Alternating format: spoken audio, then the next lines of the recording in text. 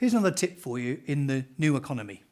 Some of you might not believe this, but I'm here to tell you, you can put your prices up. Just as I was sharing the stories with the Range Rover versus a Kia, there's a difference in product there for sure, but there would be at least 20% of your clients that would pay at least 20% more for your top line product, but maybe you just haven't even got that product or service yet. What could you be offering at an absolute premium plus level that people would buy from you? Have a think on that and see what you could do. But also make sure that you charge what you're worth. I wonder how many of you do charge what you're worth.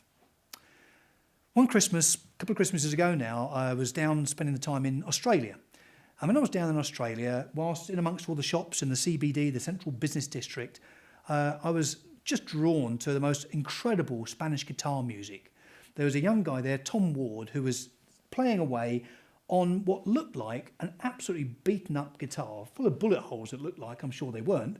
But he's standing with the guitar this way up and he's strumming away. And I don't know about guitars or acoustics, but a guitar full of holes in all the wrong places doesn't sound like it should play terribly well. But the music that Tom could get from this guitar was absolutely mesmerising. And I stood like everyone else for the best part of 40 minutes, just away with him in this moment, listening to the music downtown in Sydney. At the end of the whole thing, everyone else had been putting money into his guitar case. But I looked and I thought, there's something wrong with this picture, because this guy could absolutely kill anyone in terms of Britain's Got Talent or Australia's Got Talent. He had talent oozing out of his fingertips.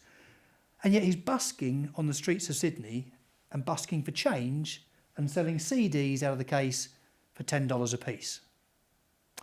So I went up to him afterwards and shook his hand and said, Tom, thank you so much. That was just astonishing. He said, oh, thank you very much. Glad you enjoyed it. I said, but you know what? Put your prices up. I couldn't help myself. I'm meant to be on holiday at this particular point, but I couldn't help myself. I said, no, Tom, put your prices up.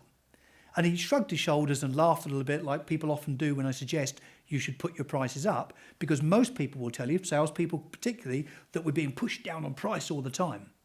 Not if you've got a product or a service that's worth the money you're asking for and then some.